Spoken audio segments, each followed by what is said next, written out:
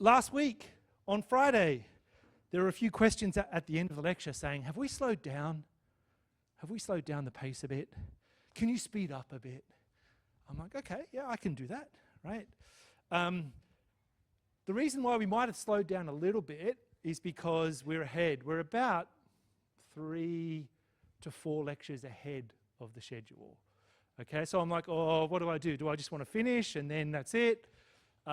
But on Friday, I decided to slow down a little bit. So I'm sorry if that's a bit annoying. So the person that asked that question isn't here. So, maybe you're looking at this stuff in your own time. All right, so today we're going to finish Laplace transforms and we're going to get to the pinnacle, the absolute pinnacle of theory and application with this topic, okay? So I did look at this very briefly last time, but let's just refresh our memory, okay? We talked a lot about the Heaviside function last time, this u. But you see this second shifting theorem, no coffee cup stain included, here. Okay, so before we talk about the theorem, let's actually see what's going on in this table, let's say. Okay, so you want the transform of a special product involving the Heaviside step function and a shifted g function, right? So that they've got that sort of dual shift in them. Okay, so what the second shifting theorem says is that the transform is this product, and to get that, you take the Laplace transform of g of t, not g of t minus c, little g of t, and then you multiply it by this exponential. Okay? So this is the second shifting theorem. Okay? There's no third shifting theorem, so there's only 2 of them. So that's it, and it'll be in your table. All right. So how does it work? Why does it work? And how can we use it? All right. So remember, our ultimate game and our ultimate goal is to use these things to solve differential equations. In particular, linear initial value problems, okay? Linear initial value problems. So that's what we're going to do. We'll do that today, okay? And just to remind you, the Heaviside step function is like a jump function. So if you're here at C, it's 0 to the left, it's 1 to the right, and it's half in between, okay?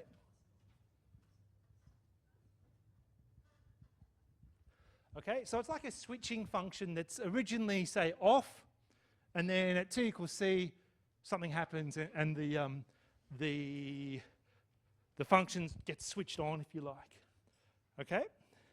All right, so I'll just show you a little bit of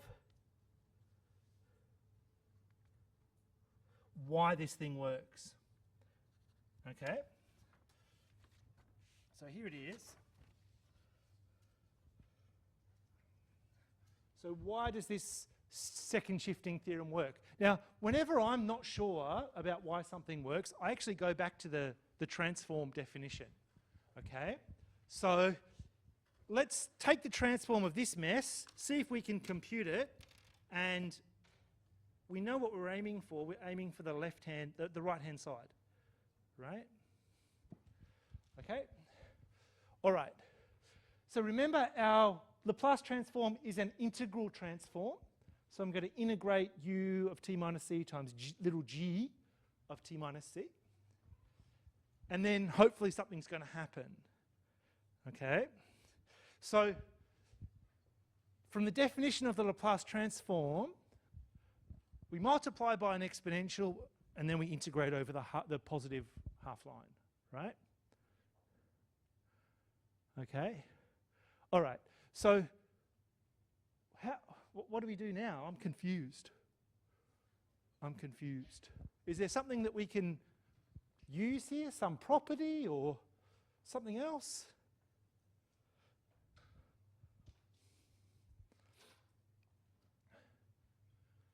What do you think?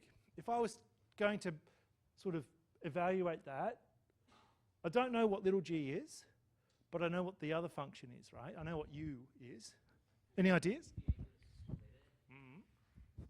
Would you maybe be able to split it from 0 to c and then c to infinity? And you know before c the unit step function 0, so then that would just vanish and then the integral would be from c to infinity of just g of t minus c times the e to the negative st. Perfect. I couldn't have said it better myself. That's awesome. So, like you say, let's break this up into from 0 to c and then c to infinity, right? So we'll go from here to here and then here to here. All right, so this is going to be 0 first and then 1 on the next bit.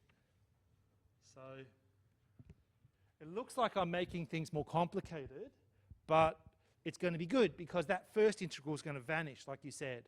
Okay? So the first integral is going to vanish, and then I'm left with this thing over here.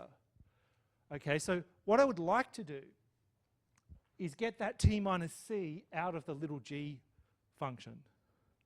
Okay, so it's not clear how I can integrate this because the variable there is t minus c, not t. So what I'm going to do, or what you can do, is make a substitution, right? So get rid of the t minus c by letting some new variable be that. Okay, so I've let q be t minus c. Okay? So this lower limit of integration is going to be 0. The upper limit of integration is going to still be infinity. I'm going to get little g of q, and I'm going to get e to the negative something. Okay?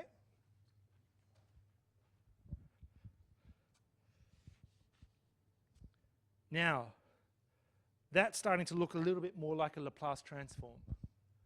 And I can manage the exponential bit away, the negative s times positive c.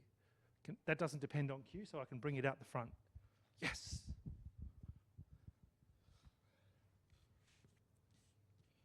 Okay. So there it is. Okay, that's just a scribble. All right, so that integral is the Laplace transform of little g, which is big G of s, and I'm multiplying by that exponential. So if you're ever worried about where these things come from or how to derive them, one good tactic, one good strategy is just to go back to the actual transform definition involving the integral. Okay? Questions? It's really hot. I've turned the air conditioning on.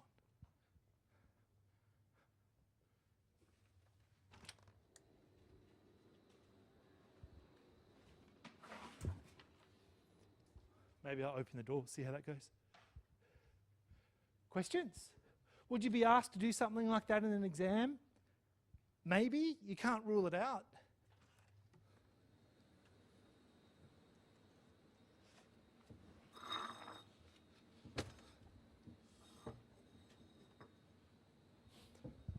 There was a very good question on Moodle about using essay boxes. That's a good conversation. That's a really good question. We'll talk about that. But as far as the proof goes, that's sort of where it comes from. Okay? So that's one thing. That's the idea. What about the actual application of it? Okay, so let's have a look. Let's have a look. So here's a couple of problems.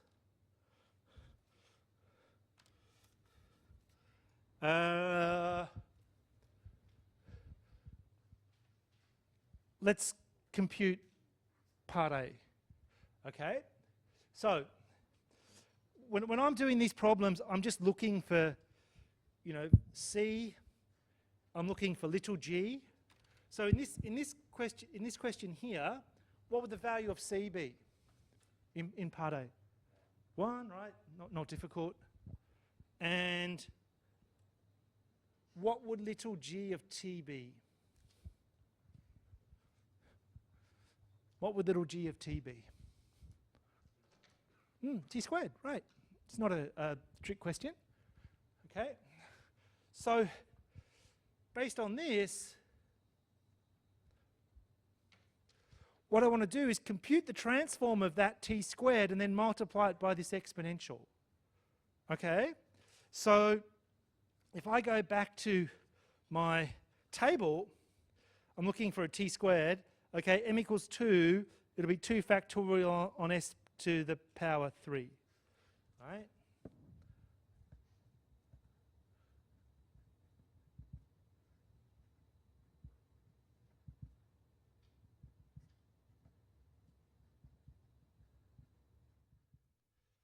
Okay, so given that, I can just multiply and say I'm using the second shifting theorem, and that's it.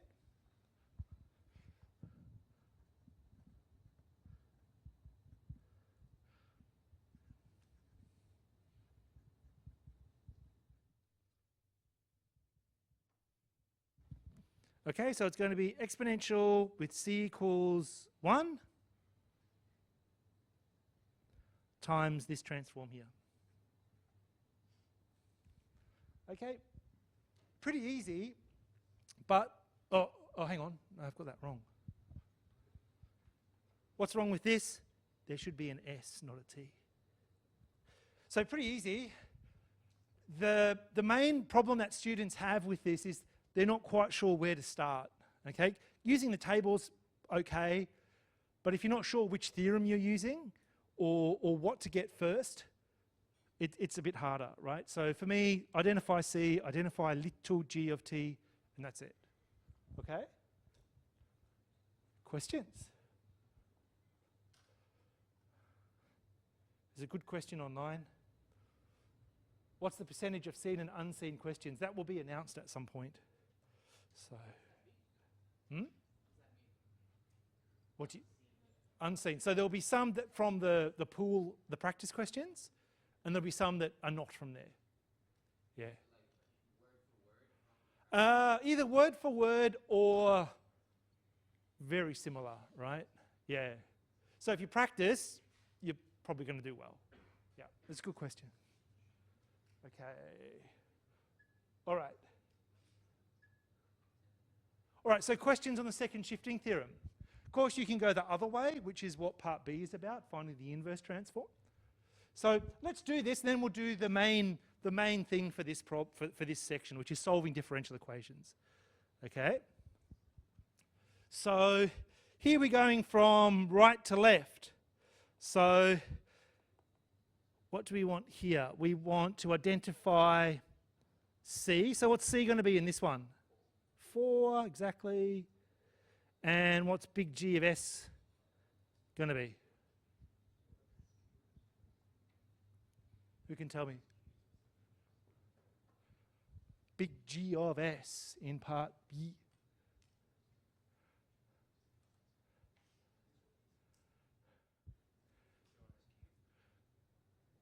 Yeah, 2 on S cubed. You just isolate the exponential and everything else is your big G.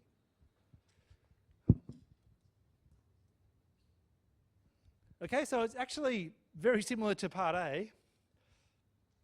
So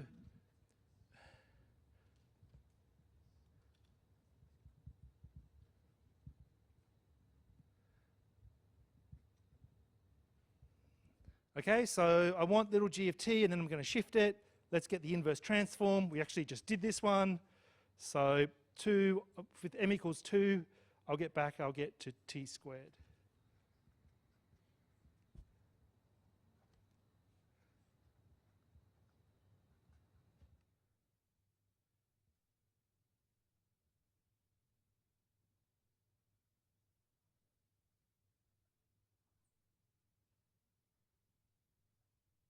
All right, so it is u of t minus 4 times g of t minus 4. So what does that look like?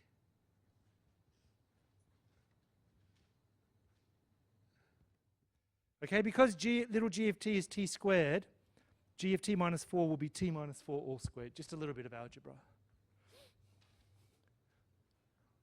Okay, so not too hard, but you have several things in the table now, and you have two shifting theorems. The real challenge here is, well, when do I use this and when do I use that? Okay, and that comes with experience. Other questions? Other questions? Okay, so not too bad. Not too bad. You can do it, right? All right. Let's have a look at the absolute pinnacle and peak of Laplace transforms. Any questions at home?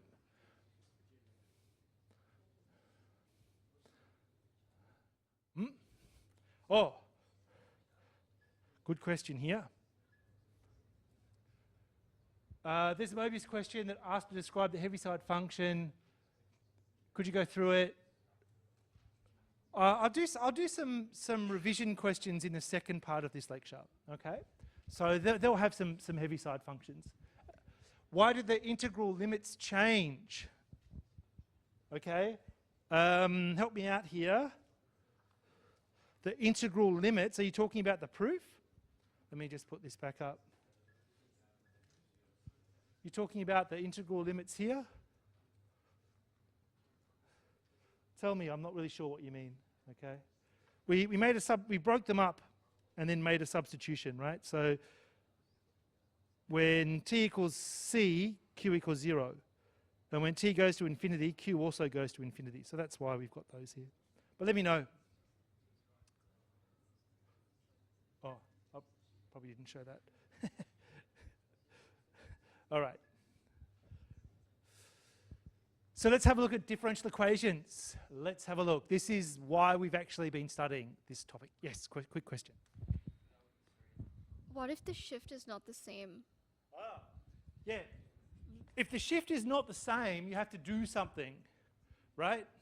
So let's say, it's a really good question.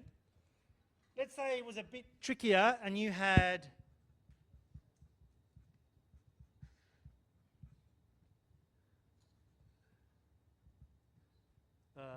we'll just do the transform. Something like that. Yeah? So what you need to do is, what I would do here is I would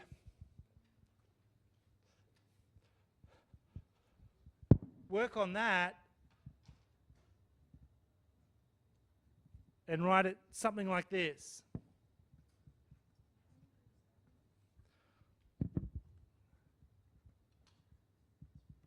Okay? Something like that. This isn't actually the... Yeah, well, it's the same thing, right? So sometimes you have to massage the problem a little bit to get it into the form that you want, and it usually involves algebra. Okay?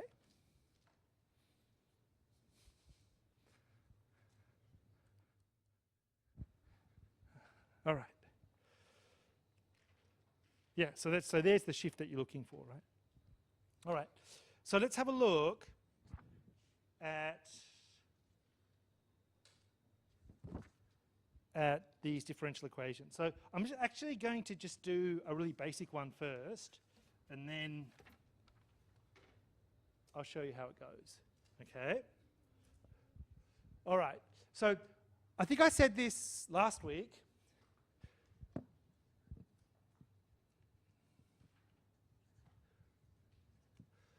These things, these transforms, are kind of the most important out of the whole table. Okay? So, why are they important? Well, you can see here, imagine little g, and the derivative is some unknown function. If I transform the derivative, which I don't know what it is, I can get it in terms of the transform of little g. There's no derivative here. Okay, there's no derivative here. So this integral transform undoes derivatives, like you kind of would expect it to. Okay? right? So let me show you an example. Let me see, have I got one? I should. Yeah. Okay. Let me just do an example here. I'll throw this one upside down. Okay, so let's have a look at this one.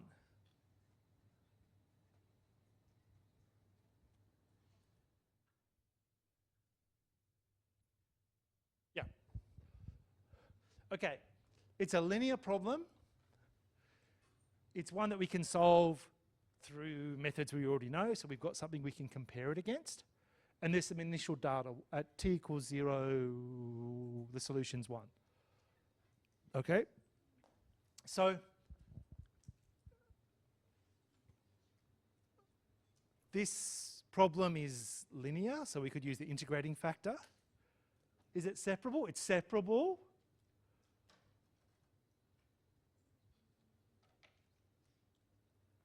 So they're the only two I can see. But let's look at how we do it with transforms. Now the problems will get harder. Okay, so I'm just going to transform both sides of the original differential equation and see what happens.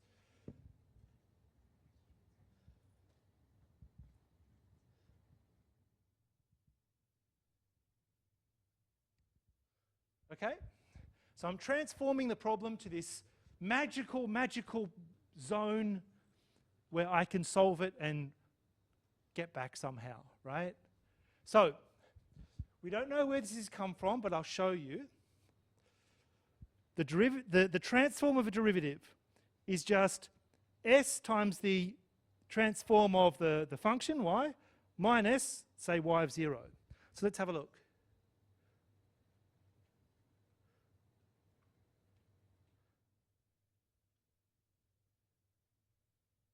Okay, so in this notation, we usually switch over to this capital letter thing to say, oh, because we can just keep it in terms of s's then. All right, the Laplace transform of 3. Go to our table, it'll be 3 on s.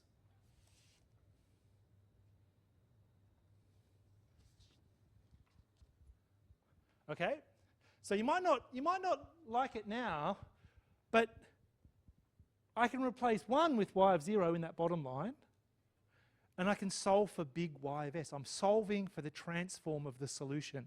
Let me say that again, because that is super important. I'm solving for the transform of the solution. Okay? So y of 0 is 1.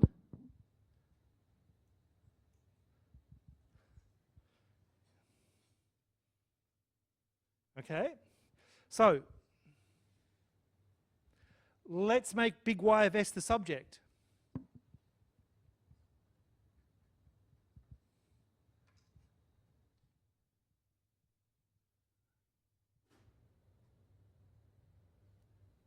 Okay. Congratulations, we've solved the transform.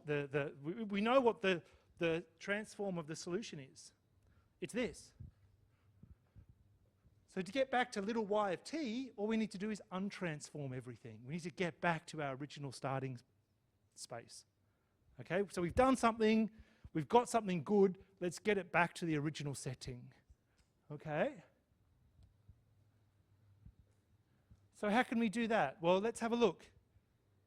We want to take the inverse transform of this. What would we use for the inverse transform of this? Well, there. It'll be something like an exponential. Okay? Now it gets a bit harder though. What is the inverse transform of this? Our table doesn't tell us. So we might be able to break that up a bit. Any ideas how we can break that 3 on s plus 1 up? Partial fractions. Now when I usually say partial fractions, people go, oh my God. Not partial fractions again. I thought we finished this in like first year. I don't want to go back there. But do you know of the Heaviside cover-up method? Have you heard of this? Do you know of this? The Heaviside cover-up method. It takes the tears out of partial fractions. Okay? Let me show you.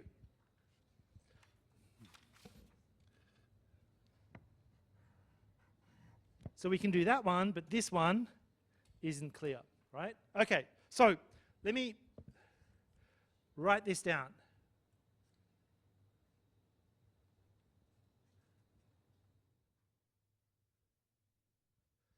We're looking for two numbers A and B that satisfy this, okay? And now what most students do is they cross multiply and they try to use algebra and whatever. But let me show you heavy side. Okay. Watch carefully, right? Watch very carefully.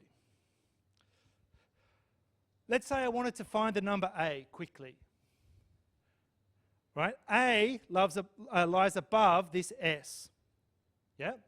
So I go over to the right-hand side. I let S equal 0, so you let the bottom equal 0, right? So cover that and let S equal 0. So let me do that again because I didn't explain that very well. Suppose I wanted to find A. A lies above S. I go over here and I cover up S and I substitute in S equals 0. What will A be then? If S is 0 in this, what number do I get? 3. That's it. Okay? Have you heard of this? Say I wanted B. I go over here, B lies above S plus 1. S plus 1 is 0 when S equals negative 1. I go over here, I cover up S plus 1, and I put in S equals negative 1. So if I cover that up, what will that give me if S equals negative 1? Negative 3. So A equals 3, A equals 3, B equals negative 3. It doesn't have to be hard. Have you seen this? Yes. Heavy side. Heavy side rules, right? So not heavy side function, but the same guy, right? Came up with this method. That's pretty clever. Okay? So let me just write that down because it's easy to say, but it's hard to do. Okay. Cover S in star and let S equals 0. Okay, so I cover that up, I let S equals 0 on the left-hand side, and I get A equals 3. All right, suppose I wanted B. B's above S plus 1. Cover S plus 1, sub in S equals negative 1.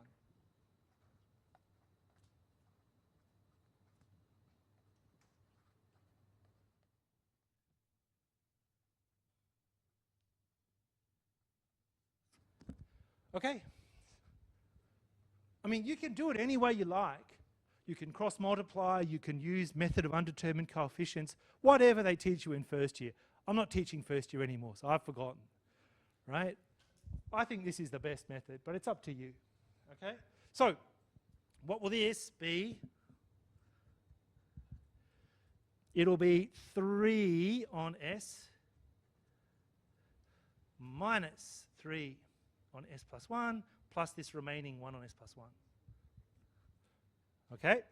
So let's simplify that.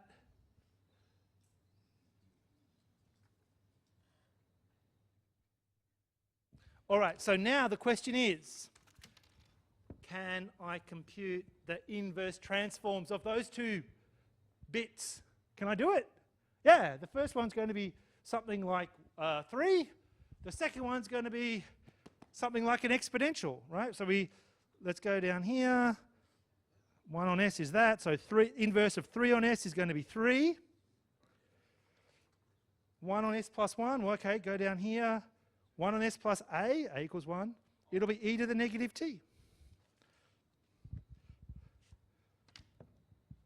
Thus.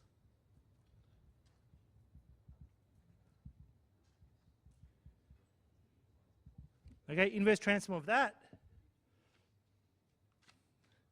Inverse transform of that.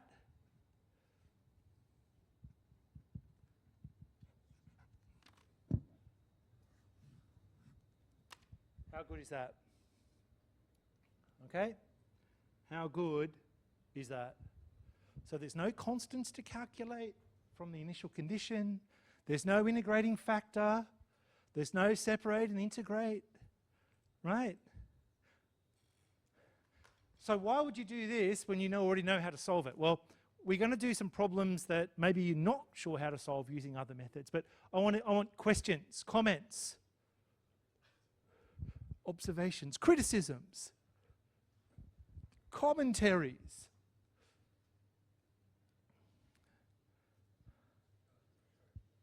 Yeah.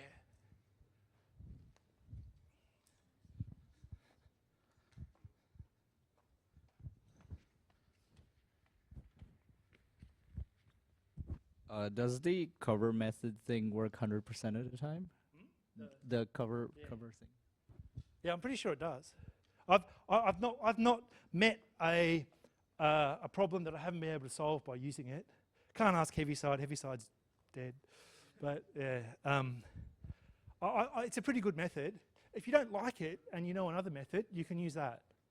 Okay, like I'm not, you know, I'm all about diversity, and you should be able to use any method you like, right? Yeah, that's fine. Other questions?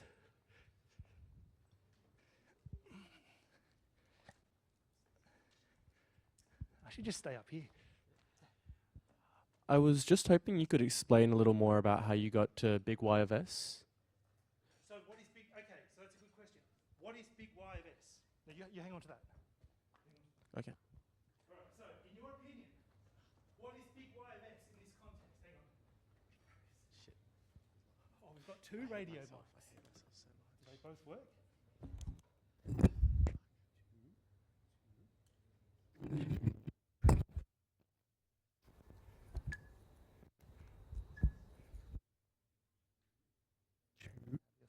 Oh.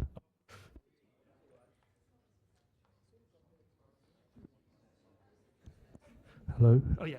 Okay, so what is big Y of S? Big Y of S is the Lagrange of Y, right? Grant, Oh, almost. sorry, the Laplace. Sorry. Laplace. Oh, yes. Okay, so the Laplace operator, it's an integral operator, right? So it's linear. Okay? So if I take the Laplace transform of both sides, I can break it up into two bits, right? So how have we gone from here to here? I think that's your question. Yep. Is that right? Okay, so I am looking, and I'll show you some justification in a minute.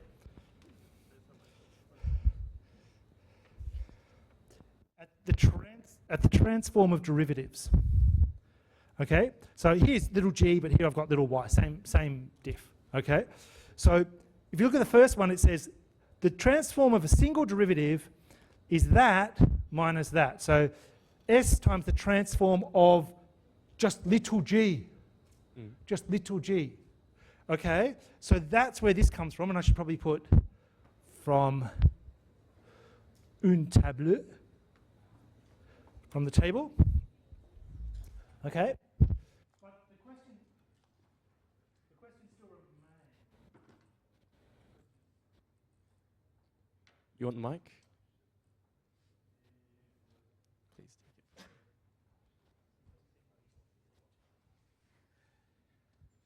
it. Yeah. So where does it come from? Is that part of your question as well? Yeah. Okay. So let's talk about that. Well, let's talk about that, because like I know it's a little bit low key, as the kids say, right? This is the most important thing about Laplace transforms.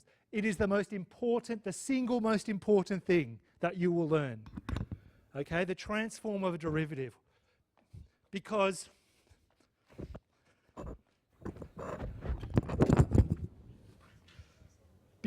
when you transform that, there's no derivative. When you transform that, there's no derivative.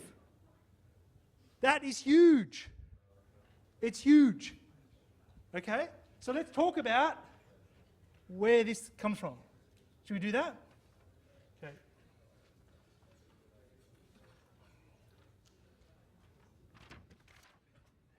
Any questions at home? Yeah. All right.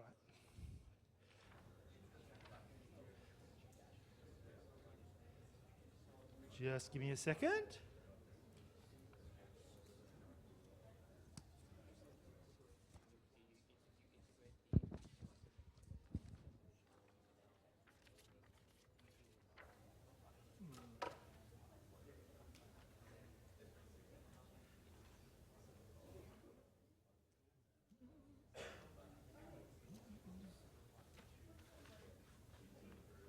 Okay. All right, so let me see if I can prove it. So, this is the thing I'll try to prove. The other ones are very standard. Okay? So, let's take the transform of a derivative and see what happens. Okay?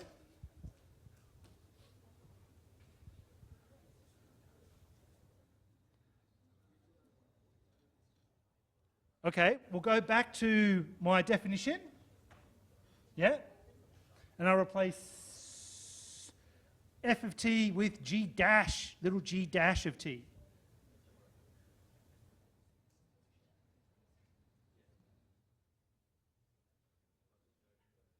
Okay. Now, it's a product. How can we integrate products? Integration by parts, right? So, I'm going to let this be, say, u dash, and that bit be v. Okay?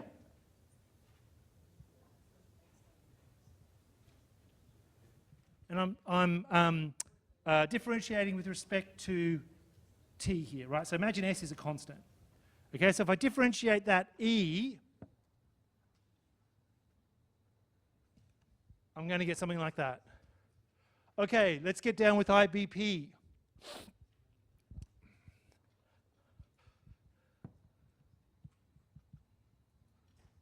All right, so u times v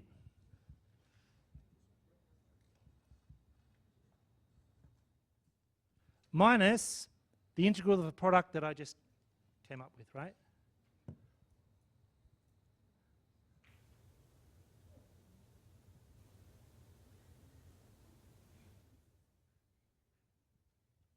Okay, so let's look at the first bracket in a second, but let's just simplify this second bit.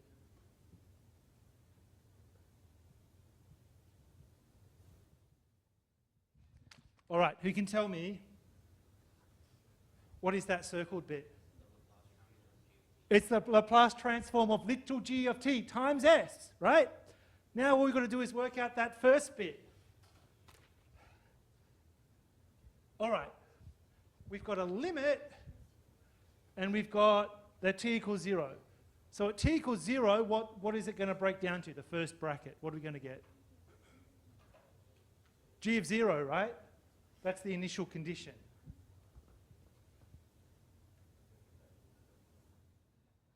And for the first bit, we've got this limit coming in here, right? So this is in terms of t, yeah? T goes to that, t equals 0.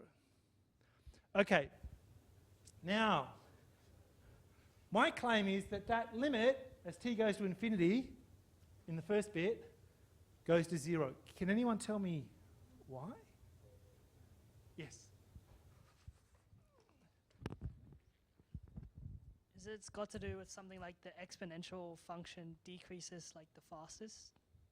Yeah, exactly. And for linear equations, we're going to have, our solutions are always going to do that. That's the other thing. That's why these transform methods fit linear equations perfectly, because we know they're not going to grow too fast. Okay? So this is going to be 0. Okay? So if we fix this up, s times that,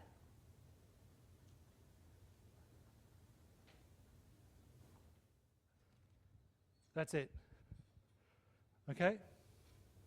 From an application, engineering, science, applied maths perspective, that is the most important thing in Laplace transforms.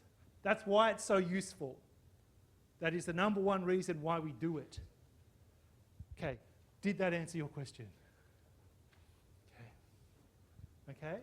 If you understand nothing else, this is the most important thing, because it's basically why people like the method.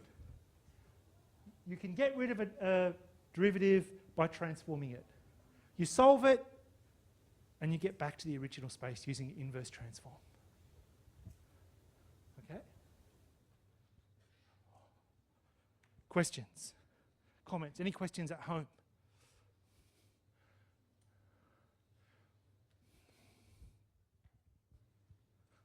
So that's, sometimes my big G's and little g's look alike.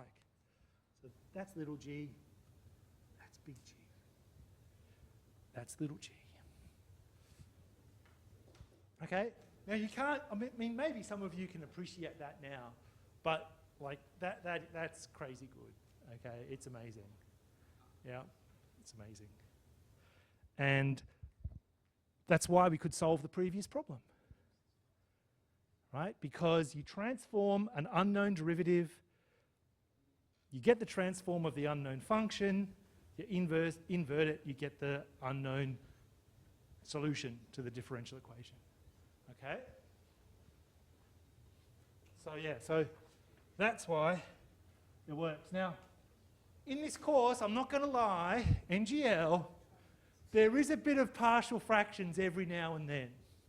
Okay? But I had a look through the questions on Mobius last night or the night before.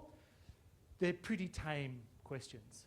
Okay? They're pretty tame. And I'll show you exactly how to do them. Is that okay? All right. And the cover-up method is just the best. But that's just, I'm biased. I don't mind the other ones. I don't mind the, yeah, Lachlan, good question. All right. So, to get back to your question, Dylan, why did the integral limits change? Because the original integral, we could evaluate it from going to c to infinity because the rest was just 0. Then we did a substitution. Is s a real number? Yes, it's a real number. It's a real number, yep. And sometimes, like when you do transforms like Fourier transforms. Anyone heard of a Fourier transform? No, not yet. You'll probably see it maybe next year. But that uses complex values and complex integration and stuff like that. But we will not touch that here.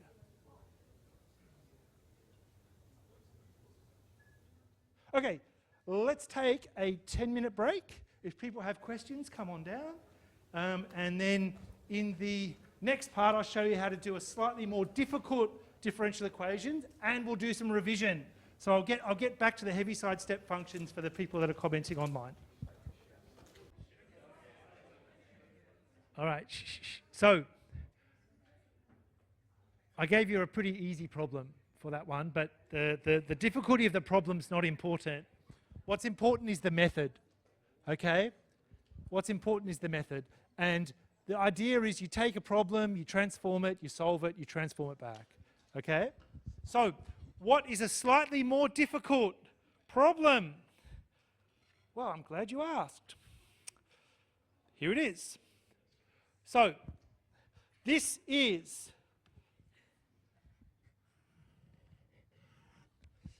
a second order linear differential equation. You got some initial data, so when t equals 0, the solution's 1, and when t equals 0, the derivative of the solution is 0. And then you've got this interesting right-hand side. Okay? So the right-hand side is the Heaviside function, Heaviside step function. So just remember,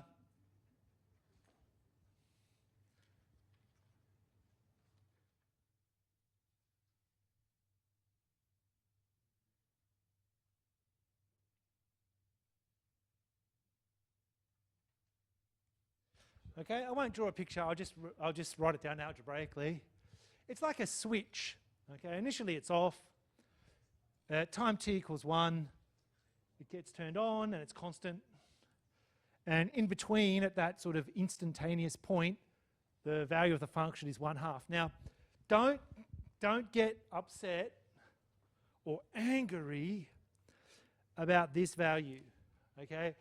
It turns out that value doesn't matter. You don't even have to define the Heaviside step function at t equals 1. Okay, you don't even have to define it. The only reason we do it is to get a nice bit of sort of symmetry and sort of average of jumping. Okay? You'll see that it actually won't affect anything in this problem that we're doing. Okay. So what does this differential equation look like in the context of this Heaviside step function? Okay, well, For t less than 1, it's y double prime plus y equals 0. For t greater than 1, it's y double prime plus y equals 1. Okay, and then there's another point in there, t equals 1. So we've got sort of 2 or 3 different problems going on here. Okay, now Laplace transforms laugh at discontinuities. Does anybody know why? Yes. Because you're integrating, so you're doing the area under it. Exactly. Integral transforms don't care if you're a continuous function or not. Okay? It can handle it. It's tough. Right? So when you see discontinuities, integration is a natural kind of option for you. All right. So notice we've got a second order derivative there. Let's go to our table. We'd be looking at this transform. Okay, now there's more terms, and you will be given this in your table, and it's just repeated integration by parts. Okay, just like I did integration by parts before, you just integrate by parts twice and you get that mess. Okay, so let's look carefully at the right-hand side. That is just the initial conditions of the unknown function. That is the transform of the unknown function. Okay? So we're going to use that, but we're going to do exactly what we did back here. We're going to transform both sides. We're going to change the notation and rearrange, and then get a solution, and then inverse transform it. The method is always the same for these problems. The method is always the same. Okay? There's no tricks. It's just can you do the method? Can you use a table? Okay? Can you do the theorems? All right. So, let's have a look. So, transform of both sides.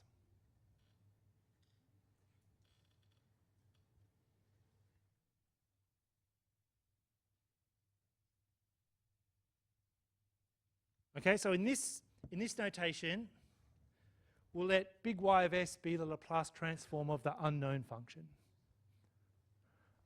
Okay? All right, so now we've got to do 3 transforms. Let's go and have a look at our transforms. All right, so that's the one we want there. So it'll be S squared big Y of S minus this thing. That's just this, we don't know what it is, and then a transform of this Heaviside step function. So if I'm here, C equals 1 in this case, this will be my transform. Okay?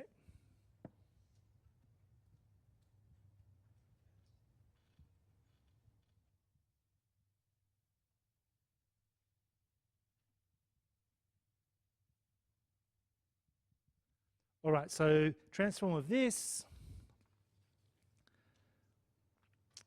the exponential, so it'll be e to the negative c over s, a negative s over s, sorry.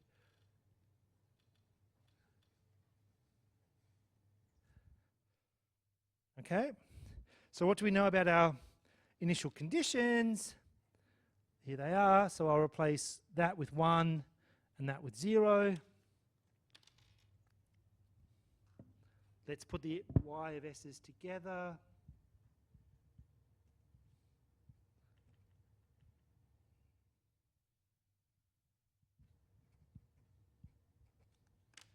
Okay, so I've just said, right, that's 1, that's 0, and I'm going to get the big Y of S. So that'll be the solution in the transformed setting. So let's bring the S to the other side and divide.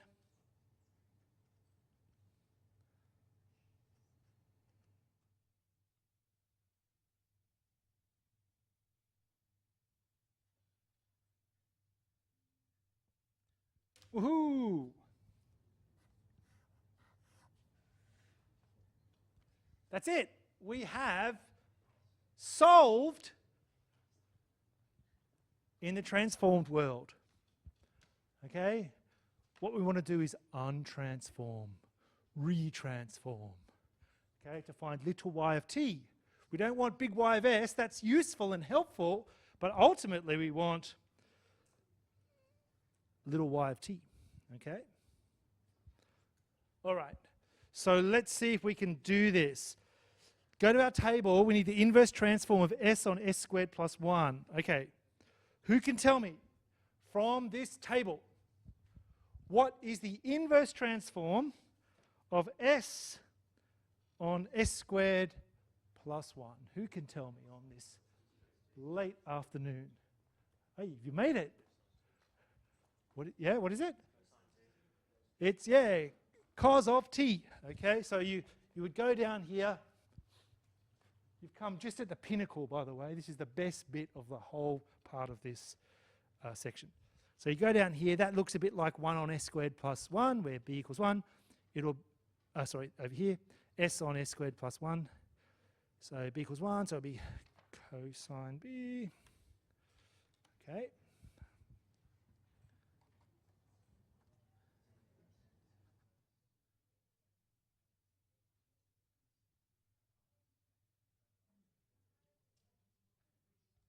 Okay. So now, what about this? What about this nasty piece of work? Can we do something with that? Yeah, well I guess we can do the partial fractions, right? I think we can do that. So this will be, we've got an exponential in there, so we know it might be something like this, right? Which is what you're talking about, right? Which is what you're talking about. Which is what you're talking about right now. Hello. Which is what you're talking about, right? Just say yes. Yes, that's it. Yeah. So, but I thought you were talking about the second shifting theorem, right? I can tell you're a bit tired, but it's good that you're contributing.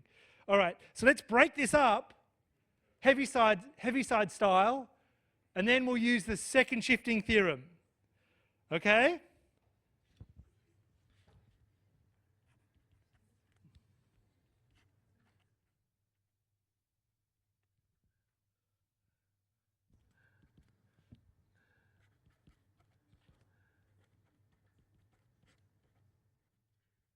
Okay, now, the problem here, as somebody's already pointed out, heavy side, it works partially here, only partially. Okay, only partially. So, what is the alternative here? What is the alternative? Okay, well, let's have a look. If we cross multiply,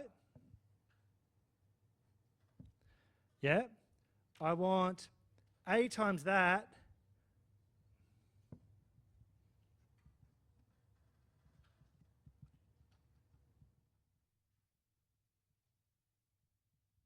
that's basically what the top is saying. Now, I'm sort of doing it the long way now.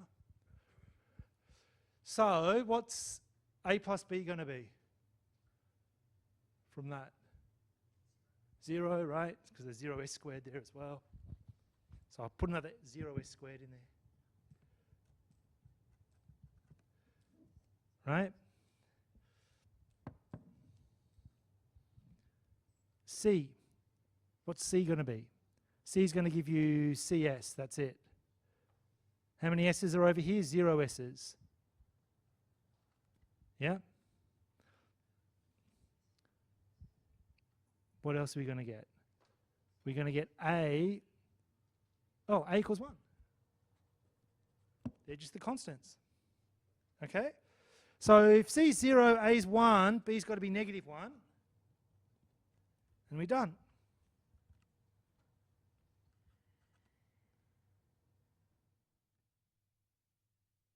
Okay, so C is 0. Oh, sorry. Okay. Phew. Okay, so let's inverse transform that multiplied by the exponential.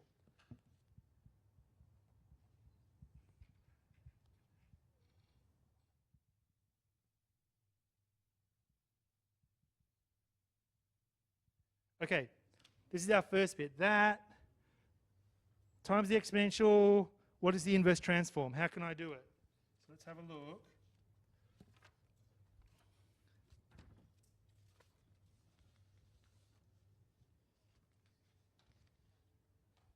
Who could tell me what is the inverse transform of that bad boy from the table? Yeah? So what is it going to be? Yep. U of t, what?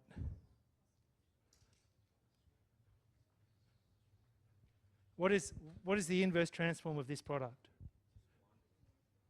It's not 1. Well, it's right here with c equals 1, right? So u of t minus 1.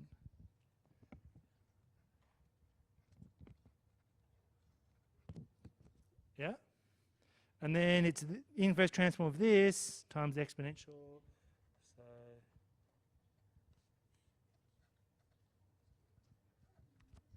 okay.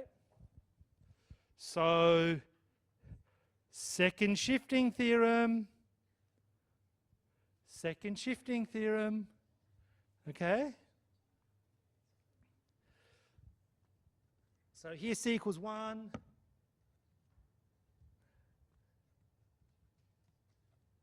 Let's do, yep. Okay, so what is the inverse transform of this? We just did it, didn't we? Cos t. And we shift it. So we've got this part, and this part.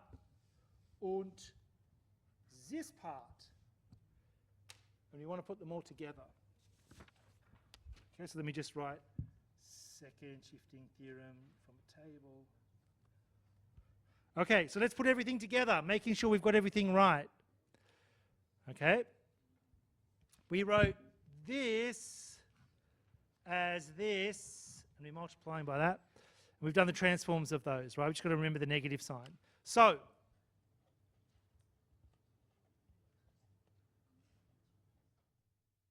all right, so the first transform was cosine t, inverse transform. The second transform was the Heaviside step function, and the third one was that, and you've got a negative sign.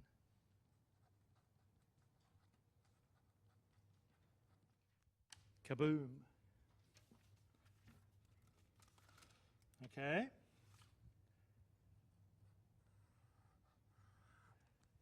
There.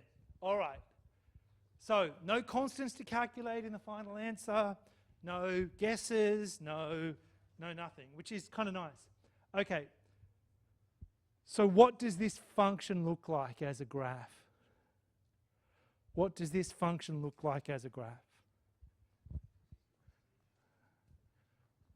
What's it going to look like?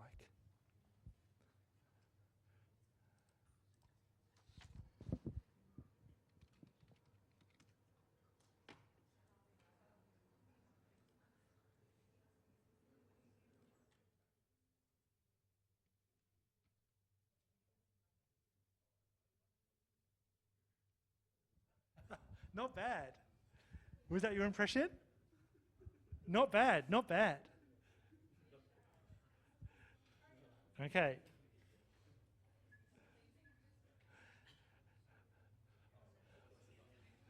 That's pretty good. Pretty good. Okay, this is the graph. Okay? And so let me just I'll just move it so we just start at 0. Okay? So can you see something happens at t equals 1? The graph changes. You know, it's just going along, minding its own business, and then boom, it's a little tap or something, right? That's where the right-hand side of the differential equation gets turned on. Okay? That's where the right-hand side of the differential equation gets turned on. Okay? So it's going to affect the system in some way, right? Now, does it matter what happens at t equals 1? The two curves are actually matching up exactly. So before the change, or before the switch, And after the switch, the curves meet exactly. So it doesn't really matter what happens at the jump point, right? You can define it. It just fills the hole, like the discontinuities you saw in first year, right? Removable discontinuities where you've got to plug the hole. It's the same deal. It's the same deal. Okay? So 1 point, I mean, you know, points matter, right? Every point is important, but they're not really. Okay, 1 point is not really important. Questions? Questions? You look like you're contemplating. Are you growing a little beard, a little goatee or something? I like it. Hang on. This deserves the mic. I'm not sure if it's like an unfounded concern, but even though the function s on s squared plus 1 is the same, between the cos and the what do you call it, second shifting theorem, you have a different, like, there's a -1 on the right one, and then the cos t is normal on the left hand side. I'm just trying to figure that out in my brain. That's pretty much it. Why they have a different. Yeah. So what's the cos t doing? Is that right? Yeah. Yeah. Well, I guess you probably could combine them using trig trig formulae. You probably could do that if you wanted to. I reckon it's better if you have them apart though, because it helps you interpret, right? So the cos t's there all the time, and the other two things are just switching, right? So that's there all the time. Wow. Right, so what happens if this is 0? Cos t is going to be a solution, right? And then the cos t is going to suit. So maybe that is a solution to the homogeneous problem, and this is a solution to the inhomogeneous problem.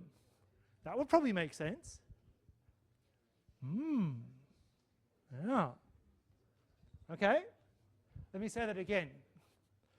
I reckon that is a solution to the homogeneous problem, so smash that to 0. That's the solution. Oh, hang on, let me show everyone at home.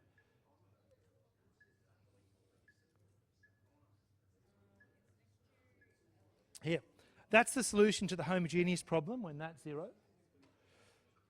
That bit is a particular solution. Okay?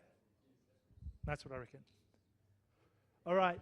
Oh, hang on. The questions are coming thick and fast now. For the y of s, where it's got y of s is s on s squared plus 1, and then it's got e to the negative s on s. Yep. So all at like up to the right at the top where you've got y of s. Yeah. Couldn't you just split that second fraction so it's e to the negative s on s times 1 on s squared plus 1, and then that just yeah. And then yeah. Times, yeah, you could. Is that going to help you though? You could, yeah.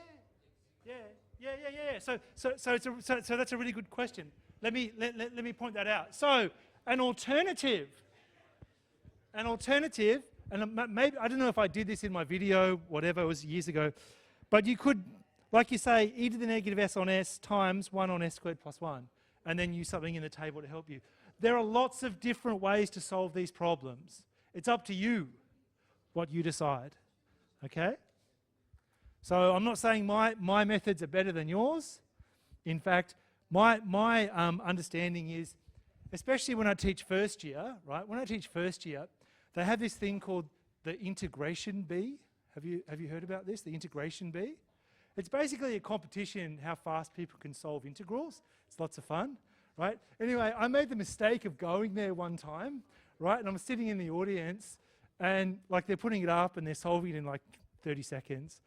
Man, I would not have won that competition, let me tell you. Right? So I learned pretty quick that students who've done 2 years of calculus for HSC or whatever are much better at things like integration than I am.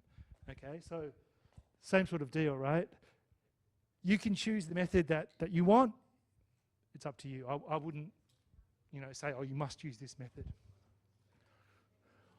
All right, what's happening at home, everyone? All right. So let's look at some revision. Let's look at some revision. Oh, they're coming. They're coming tomorrow. More French mathematics.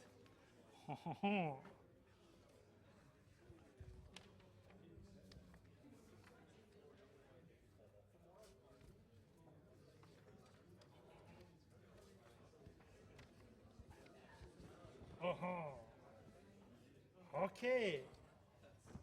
Please listen up. Oh, don't spit there. All right. This is a question from the revision stuff on Mobius from last year. Okay? Okay, you've got a function and a graph. Now, I've got no idea, because this comes from last year, I've got no idea. What is the plot button? What is the plot button? Did anybody do this course last year? Like, what is that? I had a look, there was nothing there, but maybe it's exactly what you say, right? Yeah. But if it's in, like, there was nothing there though. So maybe, oh, I didn't do that. Okay, maybe I missed it. Okay, so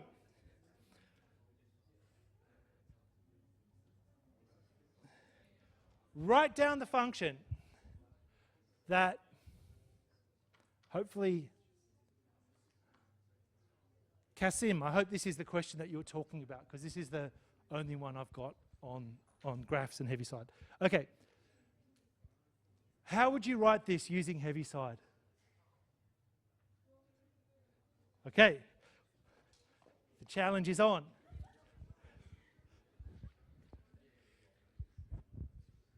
You would first do the start and finish. So I would do 4 times u of t minus 1. Hang on, right? Let me make sure I'm following you. 2. All right. So we're starting here? Yeah. Yeah, and what happens here? So we do 4 times u of t minus 1. So, yep. So it's off and then it's on. So that's a jump point, and it goes up not to 1 but to 4. Yeah. Right? So, yeah? No. Oh, 4. That. Is that better? Yeah. Okay. What else have you got for me? It goes up there and it goes jump. So what happens then? So something happens at t equals 2, right, because the graph changes. So that gets switched off. Yeah. Yeah? And that gets turned on.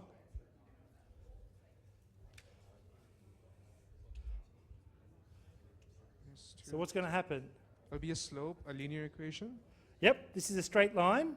And you can look at the points. This is the line, by my calculation. It's negative 2t plus 8. Yeah. Okay? All right, so this gets switched on. So what about this?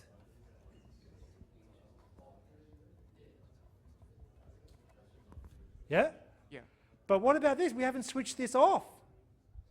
How can I switch this off? We would subtract it with u of t minus 3. Not No. 3. Okay. Negative. So this bit cuts off that bit at t equals 2, and that's left. Yeah? Okay, comes down here, then we've got to switch this off and then turn that on. Right? So it'd be 2 times u of t minus 3. So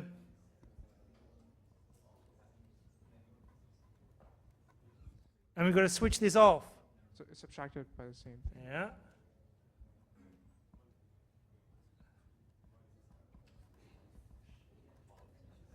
Yeah. And then that gets switched off, that goes on.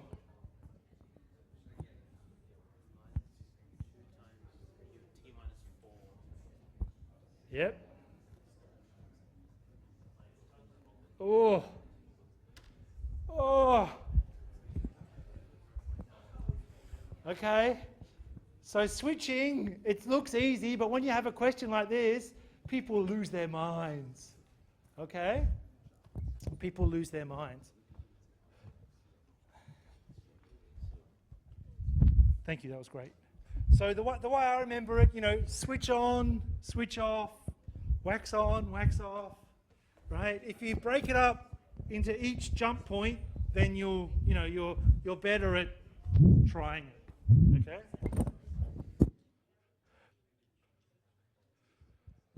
Kasim at home, was that you? Haha, that's what you're trying to describe.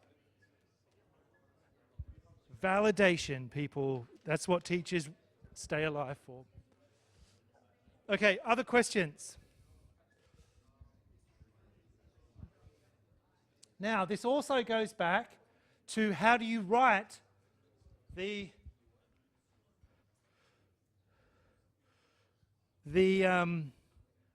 step function, right?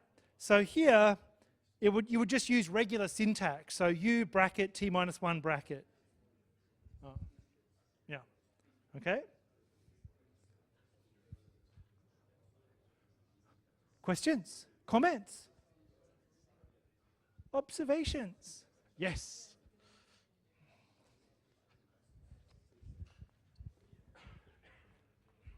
Just in regards to the plot button, in the final exam, will that function like how did you do in that you get a limited number of plots? Oh, good question. So we haven't finished the final exam yet, right? We haven't finished writing it. So if it's not how did I do, you should be able to do as much as you like. That would be my interpretation. Am I wrong? Yeah. Yeah.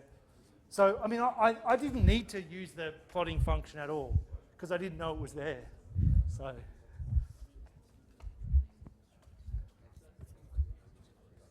Yes. For the final exam, do we have the course pack notes? Oh, no. No? No, but, okay, so what do you have? It's not my decision, I'm not the boss, right? So, what do you have for the final exam? It's a good question. So,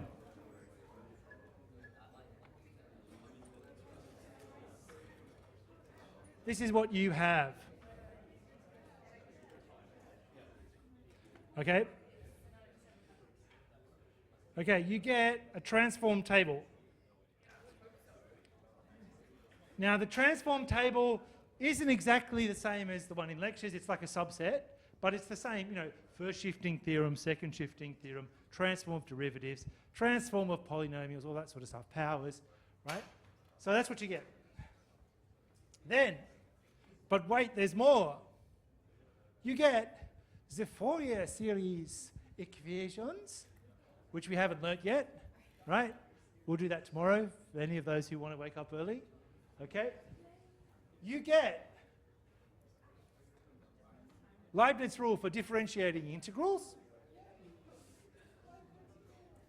Okay. You get Taylor series for two variables. And you get variation of parameters. Now, sometimes the information will be built into the question. So you don't need to download anything else, right? That's the way I think it's going to work. If there's a question where you can use a formula, the formula will be there inside the question. So you don't have to go from one screen to another screen or one tab to another tab. I think that's how it's going to work. Does that answer your question? Does that answer your question? You're welcome. Another good question. Do we get how did I do? Okay. So, for lab test 2, Yes? Only one. Okay, you can use how did I do at most once. Maybe you don't need it. Yeah. No, per question. So put all your data in first, then press how did I do, right? For the final exam, unfortunately, there's no how did I do button. Okay? This is why you got to get your marks before the final exam. Before the final exam. You know, some people they fail lab test 1 and they fail lab test 2 and they go, oh, I'll make it up in the final exam. Man, that's very, very, very unlikely. So do your weekly quizzes, maximize your lab tests, and then the final exam is less of a worry. Okay?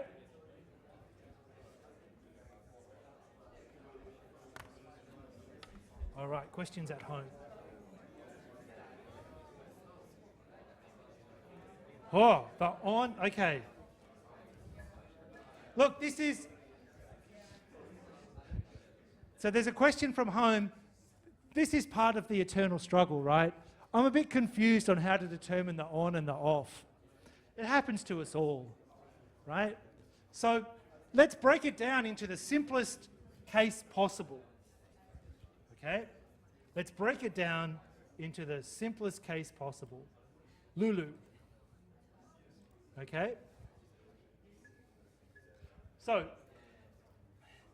let's do the basic switching.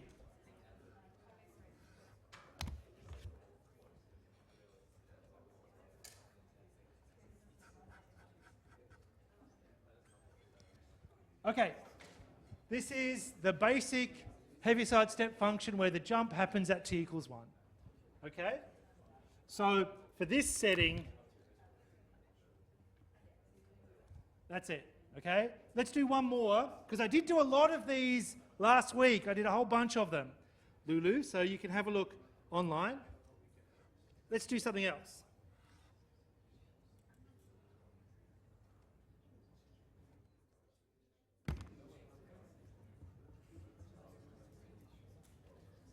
Okay, in the second case, how could we write the second case in terms of the Heaviside step function? What is it? What is it?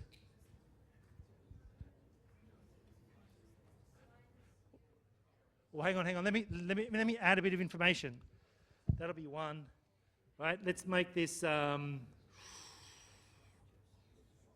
Let's make it 1 initially, and then we'll change it. Okay? So, who can tell me? What is it?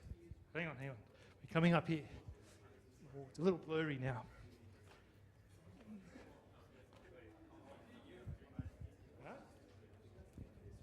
Can you do u of 3 minus t? Wait, the bottom one? Yeah, the bottom.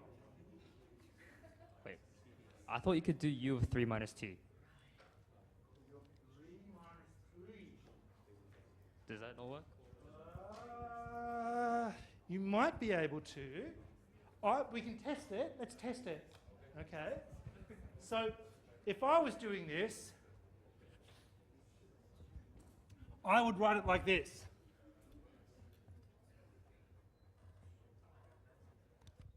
I would write it like that. Are you okay with that? Okay.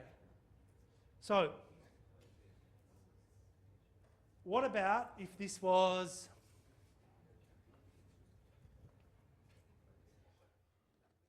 $10? How would that change the function for our representation? Just 1 minus 10 u t minus 3. Not quite. Close. Over 10? 10 minus 10 u t minus 3. So you just go, okay, well, I've got to jump down 10. So I'm going to start at 10. I'm going to jump down 10. Yeah. Okay, Lulu, hopefully that's okay. I'm going to give you a thumbs up. You rule. Okay? All right, let's do another revision Fourier transform.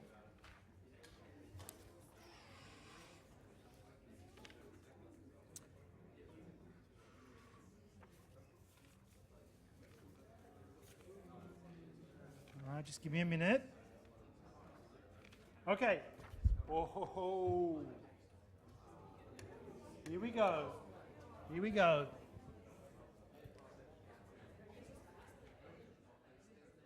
Oh, partial fractions. Don't you hate them? Okay. So with this one, they only ask you to nominate the form. They don't want the A's, B's, and C values. Okay? So which one is it going to be?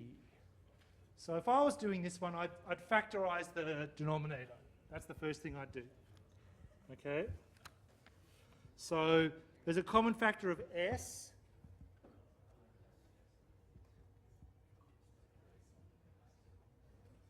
So I take out the common factor of S.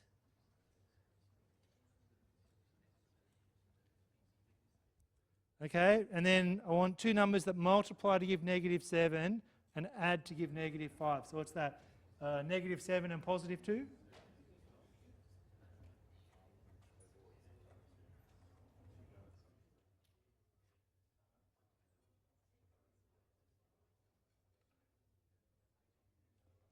Okay, so which one is it going to be? A, B, C, or D? D is correct.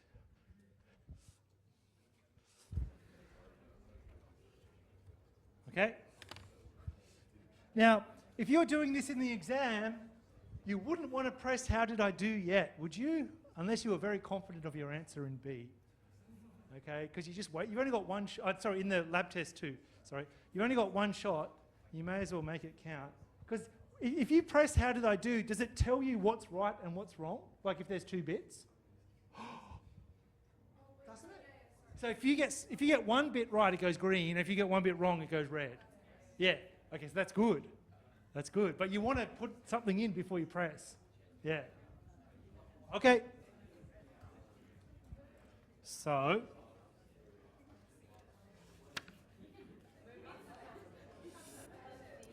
let's look at the inverse transform. So there's 3 bits to do, maybe 4. Okay? Let's just pick them apart one by one, see how far we get. Now also notice down here, they're telling you what syntax to use. Use u of t to denote the Heaviside function. Okay? All right. So let's do this one first. We'll break it down bit by bit. Okay? Oops, sorry.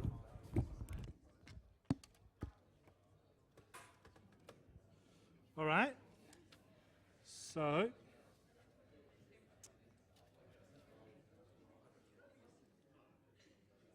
whoop, just give me a minute. Where did you go? Ah. All right. Let's talk about the inverse transform of this one.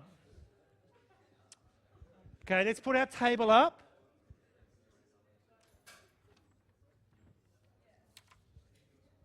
Can I fit it in? Let's see.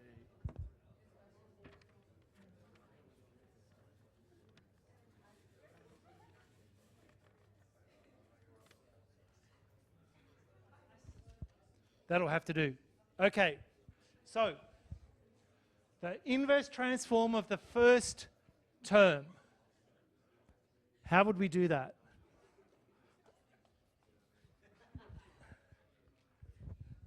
It'll be the first shifting theorem. Because the thing we usually do is the s² + 1, but then we shift it right 1. So. Yep. So the key for that one is knowing or observing the s minus 1 all in brackets. Yeah. So the s minus 1 all in brackets. So that is a bit like that. For a equals -1 and g, big G, equals 7 over s² + 1. Okay? So if I was doing this one,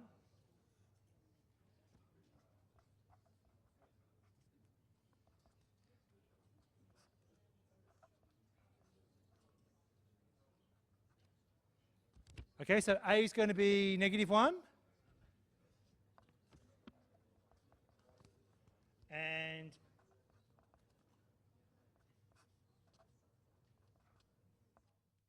big G of S is that. So do we have an inverse transform of 7 on S squared plus 1? What is the inverse transform of that going to be? Something like sine, right? Yeah, 7 sine t.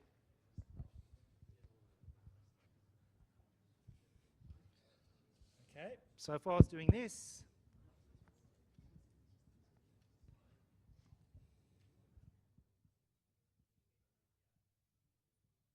it's the first shifting theorem, so it's that e to the negative at times little g of t. Okay, here a equals -1. And the inverse transform of that is going to be 7 sine t. So it's the first shifting theorem and the table. Okay? All right. What about the second term?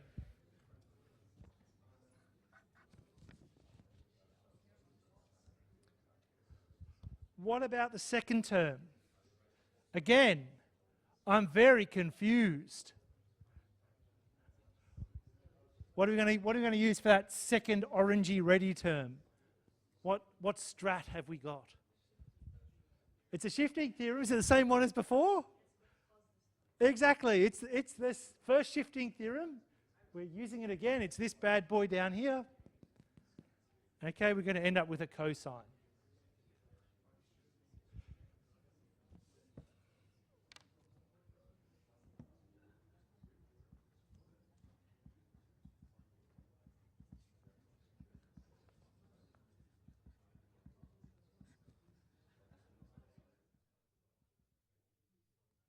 Okay, so let's find out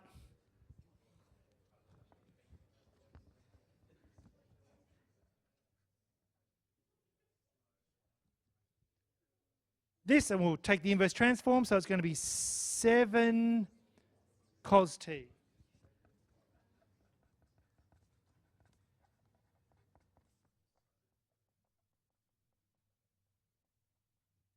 Okay, so the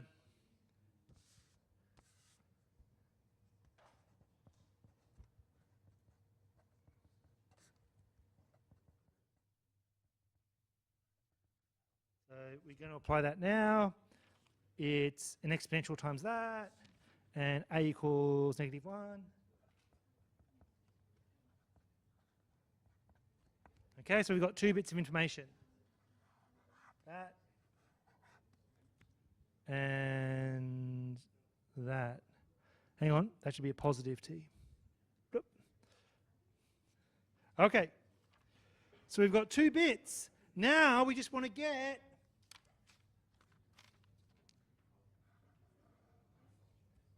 the transform of what's left over. Okay, so who can tell me what are we going to use for the inverse transform of this? Let me go back to my table.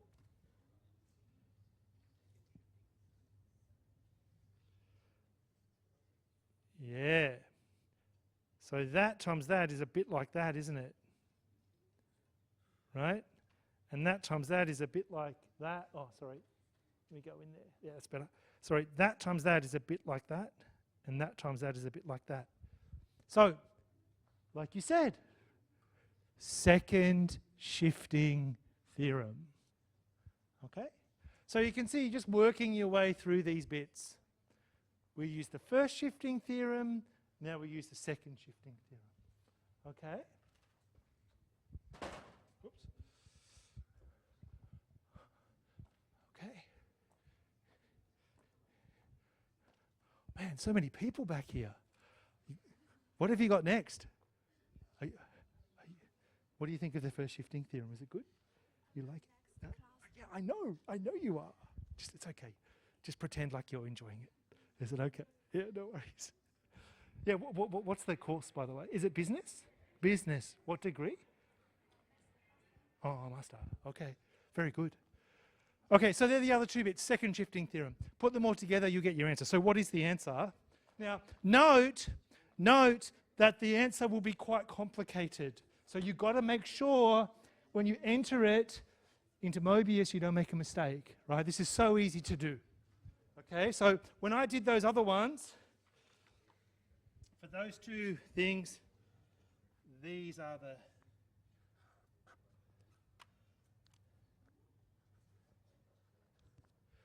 the bits that I got. Okay? So that is, let me fix that up a bit, 18 s to the 4th e to the negative 8s, and that is, what's that, 14.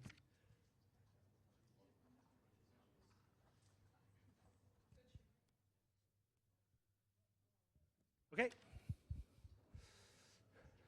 So that is the second shifting theorem. Second shifting theorem. Put them together, you get your answer. Okay, I'm not going to be like the person who was in this lecture theatre. I'm not going to go on past the time. So let's finish up. I'll see some of you tomorrow for Fourier series. It's going to be great. It's awesome. And have a great evening. Come down if you have questions.